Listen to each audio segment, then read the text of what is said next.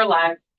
Okay, this is Senate Education Committee on February 24th. We're back after a short break from our joint hearing with Senate Finance. And now we're back into our own committee. Well, anyway, we're doing our own thing now. And we're going to just spend a handful of minutes with Legislative Counsel Beth St. James, just reviewing what an SU is versus a supervisory district or other form of district. Just what do those terms mean, and what does each one mean, and what do they do? Sure. Beth St. James, Office of Legislative Counsel. So what I've asked Daphne to post, and what I think would be most helpful, is if we look at the presentation we looked at the beginning of last session. And hopefully when you are at home with nothing better to do, and you're looking for something to keep yourself busy, this should be hopefully a decent visual guide to jog your memory of, yes, that's the difference. But let me share my screen.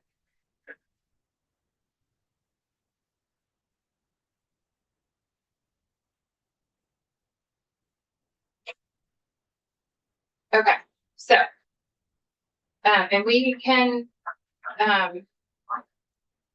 you tell me at the pace you want to go at. So this first slide here, it's really the second slide after the title slide. Ignore the box around there. I can't figure out how to get rid of it. But supervisory union is the red oval. The school district is the blue square. And then the school is the school, okay? You can see how they're all nestled within each other. Remember this presentation? I'm getting a lot of use out of this. Yeah. Okay, so supervisory union. This language, the citation here, 16 VSA 26A1, contains the duties of the supervisory union board. That's a link that will take you directly to the statute. I have not listed every single duty of the SU board, so if you want to look at that statute, you can just click on it.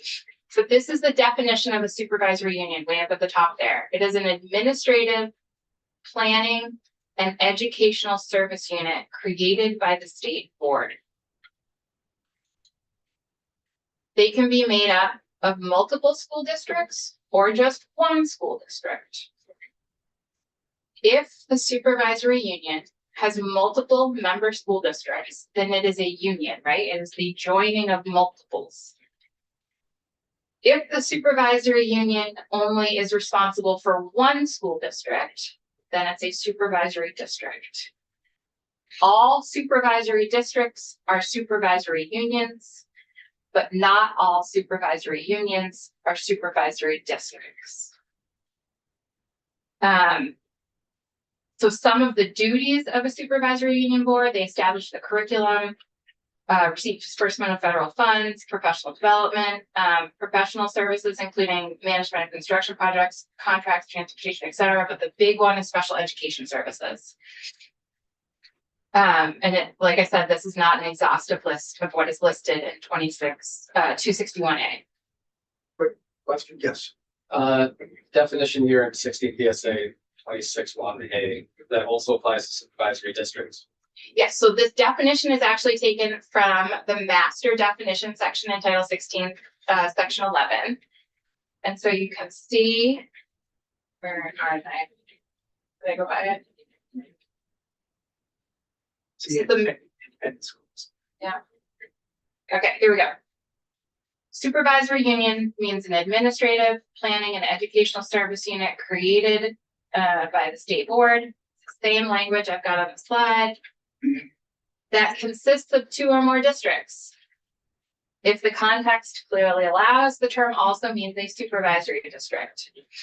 I didn't draft this originally. The way I interpret this is the distinction I just made. All supervisory districts are supervisory unions, but not all supervisory unions are supervisory districts. You can see that the definition of supervisory district uses the term supervisory union to define itself. So supervisory district is a supervisory union that only consists of one school district. Thank you.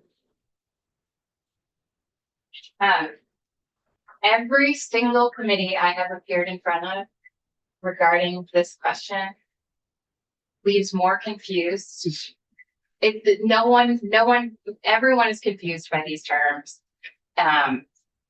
If you find yourself confused, you are in good company. I personally think the visual representations are helpful rather than just trying to use the words. But if you are not a visual learner, then I will try and work with you to come up with different distinctions. But what's that square mean? That is a school district. Yes. So what's the best approach here? Should we try to articulate like what the end goal is with independent schools, non-operating districts, public schools, et cetera, kind of give you the vision and you tell us what the terminology would apply given the scale of a district? I think it depends on your goals. A lot of this is policy choice because it's all laws that you have written. So if we give you the goals, you can articulate that into I can articulate it under how it would work under current law, but it doesn't have to remain under current law.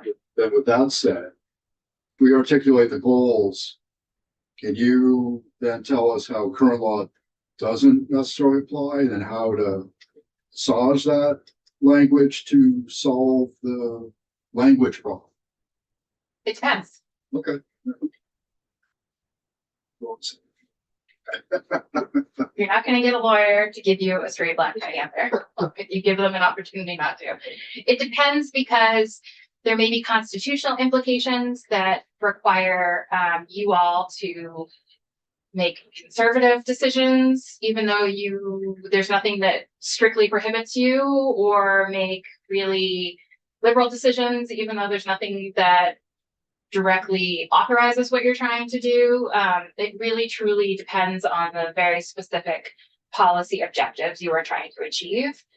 But yes, in general, that is what I am here for. You tell me your goals and I try and help you draft them in legislative language. Okay, I'll give you a goal. It's a governance question, right? Governance that would eventually drift into what's the right term for it. So the governance group, the governance would be overseeing combination of independent schools and public schools and not in some non-operating areas. So we had to expand the district to cover a wider geographic footprint. What type of this isn't, I'm not even sure governance is like, these aren't governance units. These are, The blue squares are. oh, okay. All right, good. Okay. So what governance system could cover a combination of independent and public schools? So I would say you have nothing in current law that allows a public body to govern an independent school. You have a certain amount of regulation at the state level by the Agency of Education.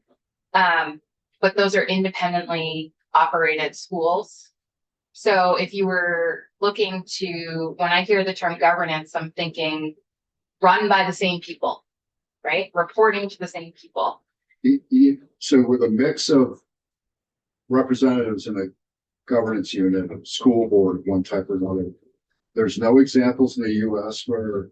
Oh, I didn't say that. I said Okay, that's what I'm asking. I'm not asking for a specific, really, firm answer. I'm looking to kind of see what's the realm of possible. the private schools are regulated differently in every state. Is there a model? You know Vermont's landscape as far as independent, public, et cetera. I think what you might be asking, at least in part, is if you have different structures, if you have a district that is, for instance, operates K to 8 and then is non-operating for 9 to 12, and then you have a different district that is set up differently, maybe does the reverse, for an example, they can be here. I don't know that that's legally accurate. Okay, I thought I thought that in a single district, you have to have the same structure. Under our current law, there is nothing under our current law that would allow one school district to both operate fifth grade and tuition students for fifth grade, that was what I was saying. but you get to change the law. Okay, So it's a policy choice with a giant asterisk because there may be constitutional implications to that. so right now, anytime we have that, it makes a difference there over here in an SU. because Correct. They come up with, they come up with separate. Yeah. For, do you have an example what the constitutional implications could be? Yes. So you've got the education clause of the Constitution that requires under Brigham substantially the provision of substantially equal educational opportunities to all students. And I think you have I know you have a Supreme Court case from Vermont Supreme Court case from 2023, the Batali case, that did not get to the merits of the case, that dismissed the case, I believe, on summary judgment, because basically the court said the case wasn't good enough to advance. But in order to get there, they had to have a certain amount of discussion about the legal implications of if they were to get to the merits of the case. No, you finish. Yeah, we get finished, but I want to add to see if I can. And so there is a provision in the Batali case that's not, I would say, the holding of the case, but given the facts in front of the court at that time and the pleadings they had available to them, so no evidence, just the paper. And under our current governance system, the court found that tuition is not a educational opportunity in and of itself. It is a means to achieve, to provide the constitutionally required education. I don't know if the court is going to make that same analysis under a different governance structure, or if there are different facts in front of the court. The court basically said, plaintiffs, you have not shown me that the fact that kiddos in one district who tuitioning who are in the non-operating district and therefore they tuition out versus kiddos in the public school area, you have not shown us that there is substantially unequal educational opportunities.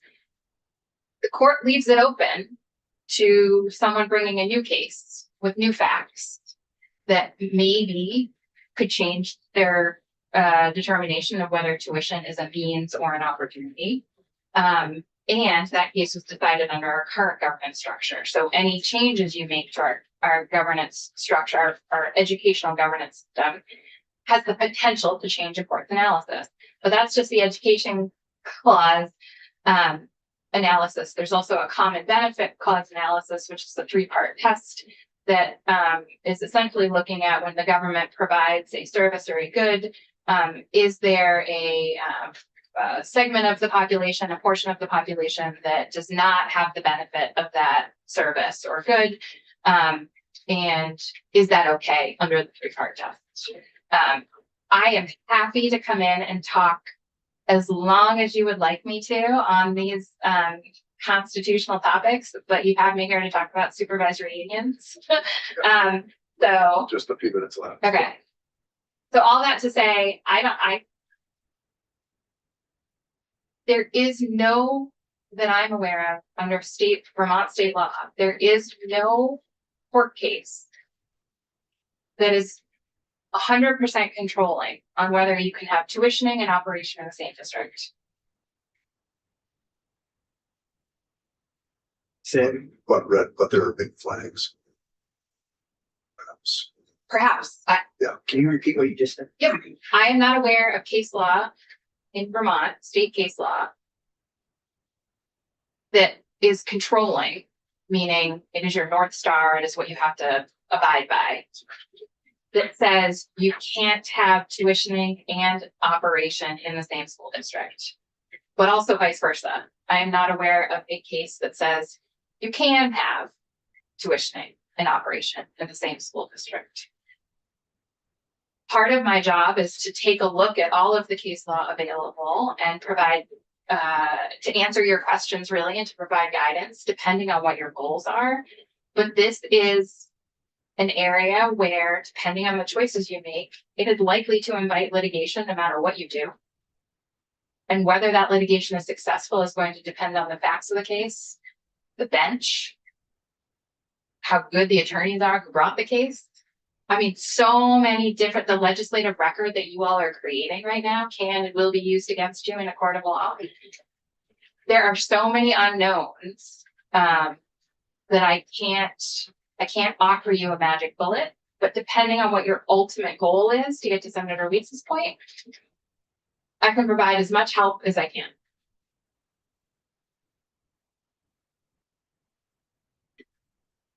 Keep going? Yeah. Okay. Moving on to school districts. One big difference I want to point out between supervisory unions and school districts is that term administrative service unit. Supervisory unions are not municipalities. They do not have taxing capacity. School districts, on the other hand, do. So the definition for school districts in the master definition list in section 11 and title 16 basically just lists all the well, it doesn't basically list them. It lists all of the different types of school districts with that big caveat at the end. Publicly elected board. That's the big catch-all for what is a school district. Governed by a publicly elected board.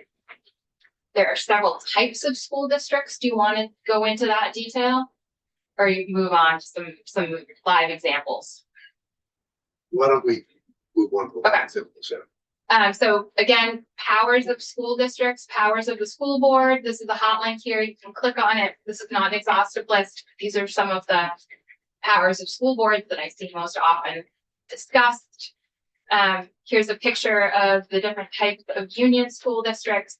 But we're going to move to this Rutland Northeast Supervisory Union example and look at some real world examples of supervisory unions and school districts.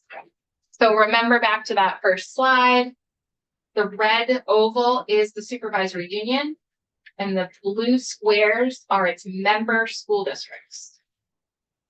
So this is a supervisory union made up of two school districts, the Barstow Unified School District and the Otter Valley Unified Union School District. And then within each school district, there's different operating patterns. So you can see the Barstow Unified School District operates a pre-K through 8 school and tuitions grades 9 through 12.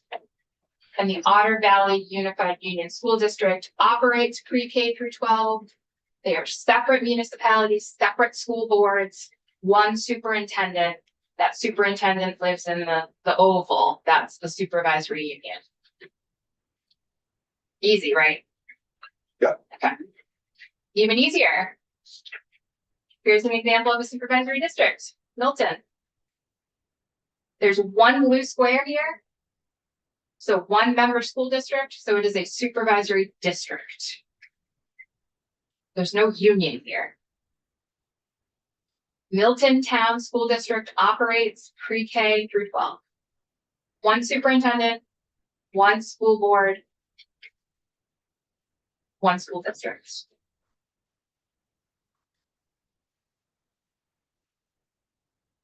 There's one school board for Barstow, one school board for Otter Valley Unified Union School District, and then one supervisory union board, which is not an elected board. It is made up of members appointed from the school boards. Can it be an elected board? Sure, but then we're going to get into the constitutional principles of apportionment and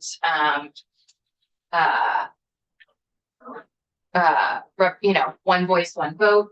And sorry, go ahead. I was gonna say, so across the board are the SUs all not elected? No, yes, SU supervisory unions with multiple members, school districts, yes, they are all of their board members are appointed. They're all school board members of their member school districts that are appointed to the school board. And there's a different apportionment of school board members for every supervisory union. They get to decide that through their bylaw. The reason that can work is because it's a non-governmental entity. It's a provider of services. The reason it works that way is when you have an appointment process, you don't trigger the constitutional obligation for one voice, one vote. It's an election that does. But it's also not a governance unit. The SU, it's a provider of services. That is accurate. I don't think that has anything to do Okay. with whether you can or could not have an elected board. Because the supervisory union is not a municipality, you don't have one electorate. You have multiple different, you have the electorate of each of the member districts. So if you were going to be moving towards requiring an election, a public election for a supervisory union board, you'd want to get Tucker and Tibbin here and not rely on me. Okay. This is my favorite example. One SU, 5 school districts, a million different operating patterns. So, oh, that's pretty clear. So you've got, trying to make it bigger, but keep it all visible. So you've got the Southwest Vermont Union Elementary School District, which is just organized to provide elementary school. And you can see that the member towns of the Union Elementary School District are listed twice because they also need to be members of someone that can provide high school education. So I didn't have space to put the cute little schoolhouses. So I've listed the schools on the right-hand side here. So the Union Elementary School District, the Southwest Vermont Union Elementary School District is made up of Pownell, Shaftesbury, and Woodford. And they have 3 different pre-K through 6 elementary schools. And you can tell by the name of those elementary schools where they are geographically located. Then Bennington is its own, it is also part of the Union Elementary School District. It only operates pre-K through 5. And you can see they've got 1, 2, 3 elementary schools in Bennington. So a total of 1, 2, 3, 4, 5, 6 elementary schools in that Union Elementary School District that are being operated by the school district. Then you've got Mount Anthony Union School District.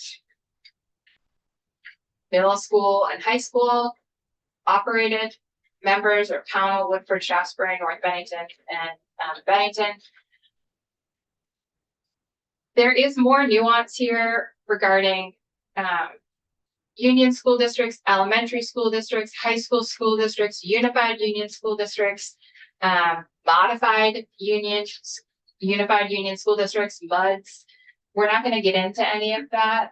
Just the visual here is meant to show you had 2 relatively simple examples, and this is meant to show you that you can also have a supervisory union that contains multiple different school districts that have all kinds of different operating patterns. 1 superintendent for all of those school boards. We've got 5 separate school boards. Some of them are going to share members because it's a union elementary school, and they might also be on their union high school district. But the board for the supervisory union is going to be made up of members appointed from all of those different school boards to the supervisory union board. But that superintendent is responsible for all of those school districts, as opposed to the Milton superintendent, who is responsible for 1 school district, and the Rutland Northeast Supervisory Union superintendent, who is responsible for 2 school districts. And that is all I have for you. Yes. This might be a question more for you. Are you aware of any precedent where you have a mix of possibly geographic areas which have operating schools and then non-operating areas that are represented by the school itself, charter school, independent school, whatever? Is there any kind of blending of governance given the variety of school scenarios out there?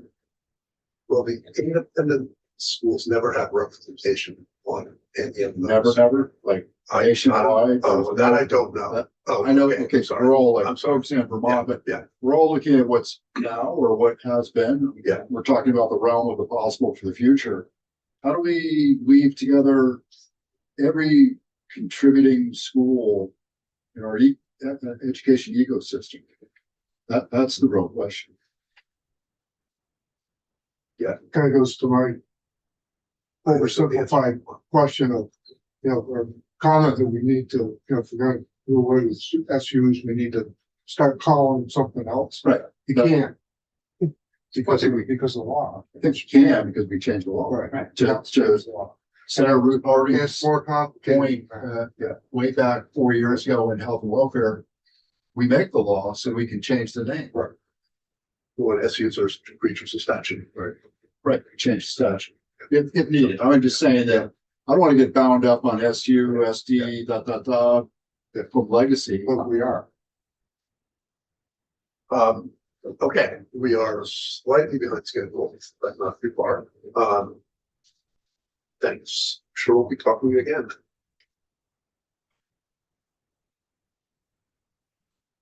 That was actually very helpful. Thank you. Good reminder. Nice to see you. Have I sent you my accent? Your access. Brief, but I don't think I have, just trying to look that. I've seen it on your website. Okay. All right.